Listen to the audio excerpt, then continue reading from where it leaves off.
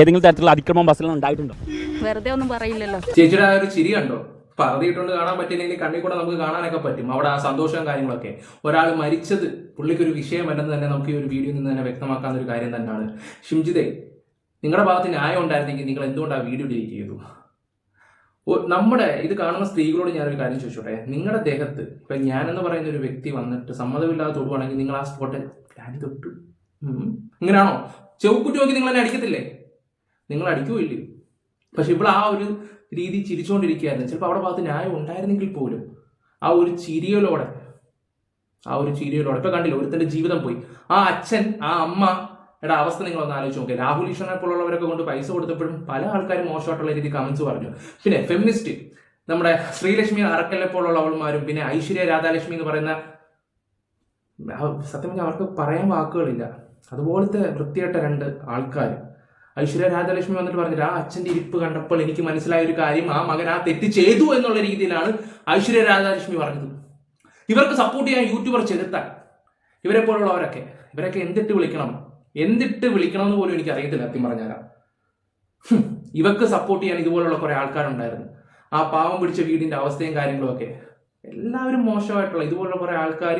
അതും ആ മകൻ മരിച്ച 4ാമത്തെ ദിവസം 24 ലൈവ് ഉണ്ടായിരുന്നു. ആ സമയത്ത് അച്ഛനും അമ്മയും വന്നു. ആ സമയത്ത് സ്വന്തം മോനെ കുറിച്ചാണ് എന്നുവെച്ചാൽ അച്ഛനും അമ്മയും കേൾക്ക ചെയ്ത് ഈ ശ്രീലക്ഷ്മി അറക്കലാണെങ്കിലും ഐശ്വര്യ രാധാലക്ഷ്മി പോലുള്ളവന്മാരൊക്കെ വന്നിട്ട് മോശമായിട്ടുള്ള രീതിയിൽ അയാൾ അത് ചെയ്തു. ഈ ഐശ്വര്യ രാധാലക്ഷ്മിയുടെ അച്ഛൻ അവരെ മോശമായിട്ട് എന്തോ ചെയ്തിട്ടുണ്ടെന്ന് പറയുന്നു. ശ്രീലക്ഷ്മി അറക്കലിന്റെ അച്ഛനും അവരെ എന്തോ മോശമായിട്ട് എന്തോ ചെയ്തെന്നൊക്കെ പറയുകയൊക്കെ ചെയ്യുന്നുണ്ട്. ഇവരുടെയൊക്കെ തന്തമാരിങ്ങനെ ആയിപ്പോയി. ഇപ്പൊ നമ്മൾ എന്ത് ചെയ്യാനാ? കാണുന്ന ആളുകളെല്ലാം അങ്ങ് മോശമാക്കിക്കൊണ്ടിരിക്കുന്ന കുറെ വ്യക്തികൾ ഇവളെ പോലുള്ളവന്മാർക്ക് സപ്പോർട്ട് ചെയ്യുന്നു. ധൈര്യമുള്ള ഒരു വ്യക്തിയായിരുന്നെങ്കിൽ എന്തുകൊണ്ട് ഇവൾ 2-3 ദിവസം ഒളിവിലായിരുന്നല്ലോ. അവർക്ക് ആ സമയം കൊണ്ട് അവിടെ നിരപരാധിത്വം തെളിയിക്കാൻ പറ്റുമായിരുന്നു. പക്ഷെ തെളിയിച്ചില്ല. ഇവിടെ പോലീസും ഇപ്പൊ എന്തുകൊണ്ട് നമുക്ക് ജാമ്യം കിട്ടുന്നില്ല? പോലീസ് ആണെങ്കിലും നോക്കിയിട്ട് ഇവിടെ ഭാഗത്താണ് മൊത്തം തെറ്റി. ഇന്നിപ്പോ കസ്റ്റഡി എടുത്തിരിക്കും. ഇപ്പൊ 5 മണിയായപ്പോ വിട്ട് കാണുമെന്നല്ല, ജയിലിൽ കൊണ്ടുപോയി കാണുമായിരിക്കും. പുറത്തിറങ്ങിയ ഇവിടെ അവസ്ഥ മോശമാണ്. പുറത്തിറങ്ങി കഴിഞ്ഞ ആൾക്കാർ കല്ലെറിയാൻ വേണ്ടി നിൽക്കുക സത്യം പറഞ്ഞുതരാം. ഓക്കെ, കൊച്ചമ്മയുടെ ബാക്കി പ്രകടനങ്ങളൊക്കെ ഒന്ന് കണ്ടിട്ട് വരാം.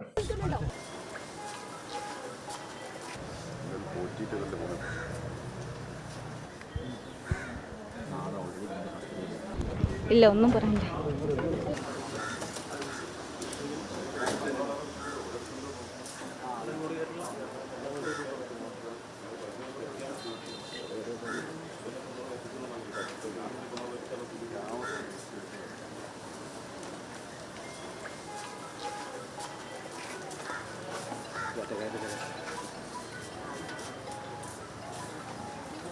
അവിടെ നടത്തവും മട്ടും കണ്ടില്ല, ഒരു കൂസലും ഇല്ലാതെ, ഒരു നാണുമാനം ഇല്ലാതെ. ഭയങ്കര മോട്ടിവേഷൻ ആയിരുന്നു. നമ്മൾ ആർക്കും പ്രതികാരം ഒന്നും ചെയ്യാൻ പാടില്ല, നമ്മളെല്ലാം ക്ഷമിച്ചു വിടണം, എന്തൊക്കെ ഡയലോഗുകളായിരുന്നു. ആദ്യം ഒരു പെൺകുട്ടിക്ക് ആ ബസ്സിനകത്ത് മോശമായിട്ടുള്ള ഒരു ഇത് കണ്ടു, അവള് കണ്ടെന്ന് പറയുന്നു. അത് ചോദ്യം ചെയ്യാതെ അത് കഴിഞ്ഞപ്പോൾ വീഡിയോ എടുക്കാൻ നോക്കിയിട്ട് കിട്ടിയില്ലെന്ന് പോലും. രണ്ടാമത് അതിനു വേണ്ടിയാണ് അവിടെ പോയി നിന്നത്. നിങ്ങൾ ആ ഒരു വീഡിയോ കാണുമ്പോഴറിയാം പല സൈഡിൽ കൂടാണ് ആ വീഡിയോ ഇട്ടിരിക്കുന്നത്. ഈ പറയുന്ന തൃശ്ശൂർ മുതൽ കോഴിക്കോടുള്ള സ്ഥലത്താണ് ഇവിടെ പ്രൈവറ്റ് ബസ് പോകുന്നവന്മാർ നല്ല കത്തിച്ചാ പോകുന്നത്. ആ സമയത്ത് അദ്ദേഹത്തിന് ബാഗ് ഉണ്ടായിരുന്നു. ഇവിടെ ഓരോരുത്തന്മാർ ബാഗ് എടുത്തിട്ടാണ് ഇങ്ങനെ മനഃപൂർവ്വം ഇതവന്മാരുടെ സ്ഥിരം പരിപാടിയാണെന്നുള്ള രീതിയിലൊക്കെ ചില ചെകുത്താനെ പോലുള്ളവന്മാരൊക്കെ. ഇപ്പൊ ഈ ചെകുത്താനും ഈ ഐശ്വര്യ രാധാലക്ഷ്മിയൊക്കെ ഒരുമിച്ച് ഇങ്ങനെ നിൽക്കുകയൊക്കെ ചെയ്യുന്ന ഒരു ഫോട്ടോസ് ഒക്കെ കാണാൻ ഇടയായിട്ടുണ്ടായിരുന്നു. ഞാൻ സത്യം പറയാല്ല, ഈ ഒരു മനുഷ്യൻ ദീപകിനെ കുറിച്ച് മോശമായിട്ട് പറഞ്ഞവരെല്ലാവരും ഒറ്റക്കെട്ടായിട്ട് നിന്നിട്ട് ഒരു ഇതുപോലെ നാണം കെട്ട വർക്കങ്ങൾ. ഞാൻ അങ്ങനെ പറയത്തുള്ളൂ. ഇവൾക്കൊക്കെ സപ്പോർട്ട് ചെയ്യുമ്പോഴേ ഇവിടെ ഭാഗത്ത് ന്യായം ഉണ്ടെങ്കിലാണെങ്കിൽ പോലും ഇവിടെ ഇത് ഏറ്റവും വലിയൊരു തെറ്റ് ഉണ്ടെങ്കിൽ ഉള്ളവരെ ഞാൻ പറയുന്നത്, അവൾ ആ ടച്ച് ചെയ്ത സമയത്ത് ചിരിച്ചുകൊണ്ടിരുന്നത്. നല്ല തന്തൊക്കെ ജനിച്ച ഒരു പെണ്ണുങ്ങളും അങ്ങനെ ചെയ്യത്തില്ല. സ്പോട്ടിൽ കൊടുക്കണമായിരുന്നു അടി, സ്പോട്ടിൽ.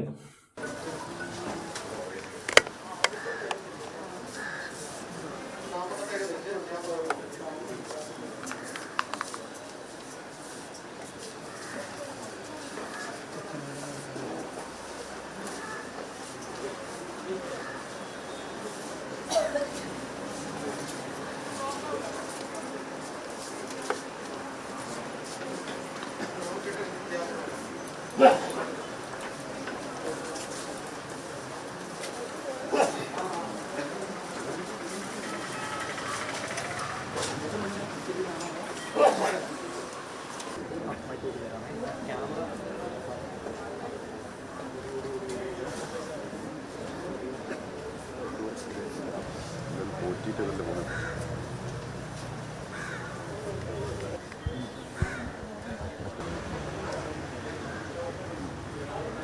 കൂസൽ വല്ല നിപ്പും കാര്യങ്ങളും കണ്ടില്ല. അതിൽ ഗോവിന്ദസ്വാമി ജയിലിയാടി ഓർമ്മയുണ്ടോ? ആ ജയിലിയാടിയിട്ട് അയാളെ പൊട്ടക്കണറ്റിൽ നിന്ന് കണ്ടാ പൊക്കിയെടുക്കാൻ വേണ്ടി ചെയ്ത്. ആ സമയത്ത് ഒരുത്ത മൂക്ക് നോക്കി ഒരെണ്ണം കൊടുത്തിട്ടുണ്ടായിരുന്നു, മൂക്ക് നോക്കി കൊടുത്തിട്ടുണ്ടായിരുന്നു. സത്യം പറഞ്ഞാൽ ബാക്കി നിങ്ങൾ ഊഹിച്ചെടുത്തോ, ഞാനായിട്ട് എൻ്റെ വായിൽ നിന്നൊന്നും പറയുന്നില്ല.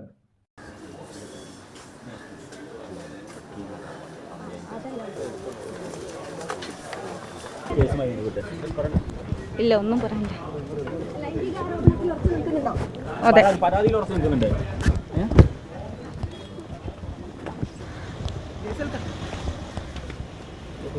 ഈ പരാതി പറഞ്ഞതുപോലെ തന്നെ ഏതെങ്കിലും തരത്തിലുള്ള അതിക്രമം ബസ്സിൽ ഉണ്ടായിട്ടുണ്ടോ? വെറുതെ ഒന്നും പറയില്ലല്ലോ. ഓക്കെ, അപ്പം ചേച്ചി ആ ഒരു സ്റ്റാൻഡിൽ തന്നെ നിൽക്കുന്നത്, ആ ഒരു സ്റ്റാൻഡിൽ തന്നെ അങ്ങനെ ഒരു സംഭവം ഉണ്ടായി എന്നുള്ള രീതിയിൽ തന്നെയാണ് ഷിംജിത പറയുന്നത്. വക്കീൽ പഠിപ്പിച്ചു കൊടുത്ത കാര്യങ്ങളാണെന്ന് ഇത് പൊട്ടന് വേണമെങ്കിൽ മനസ്സിലാക്കാൻ പറ്റുന്ന ഒരു കാര്യമാണ്. ബ്രദറും കൊണ്ട് കേസും കാര്യങ്ങളൊക്കെ കൊടുത്തിട്ടുണ്ടായിരുന്നു ഈ പറയുന്ന മരിച്ചുപോയി ദീപകിനെതിരെ. ആ പാവം പിടിച്ച് അവന്റെ ജീവിതവും പോയി. അത് ഞാനൊരു കാര്യം പറയാം, നിങ്ങളോട് ഇനി എന്തെങ്കിലും ബസ്സിൽ ഇതുപോലുള്ള കാര്യങ്ങളുണ്ടെങ്കിൽ സ്പോട്ടിൽ കൊടുത്തേക്കുക. അല്ലാതെ ഇപ്പം വീഡിയോ എടുക്കാൻ പോയി, എനിക്ക് തോന്നുന്നില്ല അപ്സാക്കെ റെജി എന്ന് പറഞ്ഞ ഒരു സൈഡിൽ ഒരാൾ ഇങ്ങനെ മുഖം മറച്ചു വെച്ചിട്ട് അവൾ വീഡിയോ എടുത്ത് പോസ്റ്റ് ചെയ്തത്. ഇവള് കാണിക്കാൻ വേണ്ടി അത് ചെയ്തത് കണ്ട ഇവള് ഞാൻ മുഖം ഉൾപ്പെടെ കാണിച്ചു എന്ന് വരുത്തി തീർക്കാൻ വേണ്ടി നോക്കിയതാണ്. ഇത് ഭയങ്കര എന്താ പറയാ, എല്ലാവരും പറയുന്ന ഒരു കാര്യം എന്ന് വെച്ചാൽ എല്ലാ വീഡിയോയിലും ഞാൻ കണ്ടു വെച്ച് നോക്കുമ്പോൾ അദ്ദേഹത്തിന്റെ ഭാഗത്ത് തെറ്റായിട്ട് എനിക്ക് തോന്നിയിട്ടില്ല ഒരു കാര്യം എനിക്ക് തോന്നിയിട്ടില്ല. പക്ഷേ ഇവളാ കാണിച്ച ആ ഒരു രീതി, ചിരിക്കുന്നു ആ സ്പോട്ടിൽ ചിരിക്കുന്നു. എന്നിട്ട് പോലീസിനോട് കംപ്ലൈന്റ് കൊടുത്തു എന്നൊക്കെയുള്ള രീതി സംസാരിച്ചു. അത് ഇവിടെ ഒരു വോയിസ് റെക്കോർഡ് ഉണ്ടായിരുന്നു, ഞാൻ പോലീസിനോട് പരാതിപ്പെട്ടിട്ടുണ്ടായിരുന്നു, അന്വേഷിച്ചപ്പോൾ അങ്ങനെ ഒരു സംഭവമില്ല. അപ്പം നിങ്ങളൊന്ന് ആലോചിച്ച് നോക്ക് ഇവളെന്താ സാധനമൊന്ന്. ഇനി വേറൊരു വീഡിയോ വെച്ച് തരാം. തിരിഞ്ഞു നോക്കുന്ന സമയത്ത് ഈ ദീപകിന്റെ വിഷയത്തിൽ പ്രതികരിക്കേണ്ടായിരുന്നു എന്ന് തോന്നിയിട്ടുണ്ടോ എപ്പോഴെങ്കിലും? ഇല്ല, എനിക്ക് അങ്ങനെ തോന്നിയിട്ടില്ല. ഞാൻ തിരിഞ്ഞു നോക്കുമ്പോൾ എനിക്ക് ഭയങ്കര പ്രൗഡാണ്. കാരണം എന്ന് പറഞ്ഞാൽ പിന്നെ ഇന്ത്യക്ക് വേണ്ടി മെഡൽ മേടിച്ച പോലെയല്ല അവിടെ സംസാരവും കാര്യങ്ങളൊക്കെ. എന്നും രാവിലെ എണ്ണിച്ച സ്വന്തം തന്തയുടെ കുറ്റം മാത്രം ഇരുന്ന് പറഞ്ഞുകൊണ്ടിരിക്കും. അത് കഴിഞ്ഞിട്ട് അമ്മയെ വർണ്ണിച്ചുകൊണ്ടിരിക്കും. എൻ്റെ അച്ഛൻ കളങ്കാവിലെ മമ്മൂട്ടിയാണ്, നടന്ന് ഇങ്ങനെ ഓരോ കാര്യങ്ങൾ ചെയ്തുകൊണ്ടിരിക്കുകയാണ്.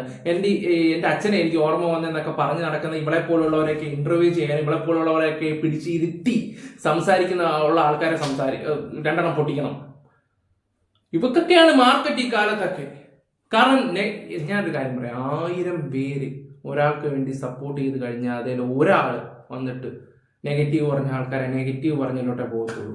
അത് നല്ല രീതി അറിഞ്ഞ് മാർക്കറ്റ് ചെയ്യാൻ അറിയുന്ന കുറെ നാറികളുണ്ട്, പ്രത്യേകിച്ച് ചെകുത്താനെ പോലുള്ള ഒരുത്തൻ. ഒരാളെങ്കിലും ആ ഷിംജിതയുടെ കൂടെ നിന്നല്ലോ. എല്ലാവരും കൂടെ ഒരു കുടുംബത്തിന് ഒരു നാഥൻ നഷ്ടപ്പെട്ട ഒരു അവസ്ഥയും ഒരു അമ്മയ്ക്ക് മകനെ നഷ്ടപ്പെട്ട അവസ്ഥയൊക്കെ ഉണ്ടായിട്ടുണ്ട്. അതെ, അതിന് ബാക്കിയുള്ള എല്ലാവരും കൂടെ നിൽക്കുന്നുണ്ടല്ലോ. അപ്പൊ എനിക്ക് മാനുഷിക ആവശ്യം, ഞാൻ മരിച്ചുപോയ ആളെക്കാളും വാക്കുകൾ അമ്മ കേൾക്കുന്നുണ്ടാവും, അമ്മയ്ക്ക് ഒരു ബുദ്ധിമുട്ടുണ്ടാവില്ല. അതിപ്പോ ഞാനൊരു ആക്ടിവിസ്റ്റ് ആയിട്ടാണല്ലോ കുറെ പേരൊക്കെ അംഗീകരിക്കുന്നത്. എനിക്ക് എന്റേതായ പൊളിറ്റിക്കൽ സ്റ്റാൻഡ് ഉണ്ട്. എനിക്ക് ചില ആളുകൾ കേൾക്കുന്നു പറഞ്ഞിട്ട് ഒരു ജീവിച്ചിരിക്കുന്ന ഒരാളെ സൈബർ ബുള്ളിങ് ചെയ്യുമ്പോൾ അത് നോക്കിക്കൊണ്ടിരിക്കാൻ വേണ്ടി പറ്റത്തില്ല. അത് പക്ഷെ നാളെ ഒരു ദീപക് ഉണ്ടാകരുത് നമുക്ക് ആഗ്രഹിച്ചുകൊണ്ട് ഇത്തരം വിഷയങ്ങളിൽ ചിലയിടത്തെങ്കിലും ഒരു ഫേക്ക് അലിഗേഷൻ സംഭവിക്കാറുണ്ട്, ഫേക്ക് കേസുകൾ കൊടുക്കാറുണ്ട് ആളുകൾ. അപ്പോൾ അതിനെ നമുക്കൊന്ന് തടഞ്ഞു നിർത്താനായിട്ട് എങ്ങനെയായിരിക്കും സാധിക്കുക? ഒരു പക്ഷേ ശ്രീലക്ഷ്മി പോലുള്ള ആളുകളും കൂടി ഈ വിഷയത്തിൽ ദീപകിനൊപ്പം നിന്നിരുന്നെങ്കിൽ നാളെ ഫേക്ക് ആയിട്ട് കേസ് കൊടുക്കാൻ വരുന്ന ഒരു മനുഷ്യന് ഒന്നും കൂടി ആലോചിക്കേണ്ടി വരും. ഇത്തരത്തിൽ സാമൂഹിക വിഷയങ്ങളിൽ അല്ലെങ്കിൽ സാമൂഹിക പ്രതിസന്ധികളിൽ ആ വ്യക്തി കൂടി അതിന് ഭയക്കേണ്ടി വരും എന്നുള്ളത്. അപ്പോൾ അതിനൊരു കരുതൽ കൂടി ആയിക്കൂടെ ഈ വിഷയത്തിൽ? ഈ ഫേക്ക് കേസുകൾ എന്ന് പറയുമ്പോൾ എപ്പോഴും നമ്മളിപ്പം ഈ രാഹുൽ ഈശ്വറും എല്ലാവരും ആരോപിക്കുന്നത് പറഞ്ഞിട്ടുണ്ടെങ്കിൽ സ്ത്രീകൾ മാത്രമേ പുരുഷന്മാർക്ക് ഫേക്ക് കേസ് കൊടുക്കുന്നുള്ളൂ. അങ്ങനെയല്ല, ഇതൊരു ജെൻഡർ സംഭവമല്ല. ഫേക്ക് കേസുകൾ ജെൻഡർ സംബന്ധമായ കാര്യമല്ല. കേരളത്തിൽ 90% കേസ് കൂടുതലും കൊടുക്കുന്നത് ഇവിടുത്തെ സ്ത്രീകൾ തന്നെ. ആവശ്യമില്ലാത്ത കേസുകളും കാര്യങ്ങളും ഒക്കെ പരസ്പര സമൂഹത്തോടെ നിങ്ങൾ നടന്നു കഴിഞ്ഞാൽ അത് ഉൾപ്പെടെ നാളെ ഒരു കാലത്ത് വന്നിട്ട് എന്നെ പീഡിപ്പിച്ചു എന്നും പറഞ്ഞിട്ട് അത് വേറെ രീതി പോകും. ഈ ആണുങ്ങളുടെ ഫോട്ടോസ് ആയിരുന്നു പത്രത്തിൽ വരുമ്പോഴേ നിങ്ങളൊന്ന് ആലോചിച്ച് നോക്കണം. അവനും ഉണ്ട് അമ്മയും പെങ്ങളും ഒക്കെ കാര്യങ്ങൾ, അവരും സ്ത്രീകളാണ്. അതും കൂടെ ഒന്ന് ആലോചിച്ചാൽ നല്ലതായിരിക്കും. പുറത്തിറക്കി കഴിഞ്ഞിട്ട് നിരപരാധിയാണെന്ന് ചിലപ്പോൾ അറിയുന്നത് 10, 8, 9 വർഷമൊക്കെ കഴിഞ്ഞിട്ടായിരിക്കും. ആ സമയത്ത് ഒരു ചെറുപ്പക്കാരന്റെ ജീവിതമായിരിക്കും നഷ്ടപ്പെട്ടു പോകുന്നത്. അതൊന്നും നിന്നെ പോലുള്ളവർക്കൊന്നും പറഞ്ഞാൽ മനസ്സിലാകത്തില്ല. കാരണം സ്വന്തം തന്തയെ പോലും മറ്റു രീതിയിൽ സംസാരിക്കുന്ന സ്ത്രീയാണ് നിങ്ങളൊക്കെ. എനിക്ക് അത്രേ പറയാനുള്ളൂ. എന്തായാലും ഷിംജിത തക്കതായിട്ടുള്ള ശിക്ഷയും കാര്യങ്ങളും ആ ഒരു സ്ത്രീക്ക് കിട്ടണം. കാരണം ഒരു കുടുംബം ഇല്ലാണ്ടാക്കിയത്, ഒരു കുടുംബം. എന്തായാലും നിങ്ങളുടെ അഭിപ്രായങ്ങൾ എന്തെങ്കിലും കമന്റ് ബോക്സിൽ രേഖപ്പെടുത്തുക. വീഡിയോ ഇഷ്ടപ്പെട്ട ലൈക്ക്, ഷെയർ, സബ്സ്ക്രൈബ് ചെയ്യാൻ. Bye bye, love you.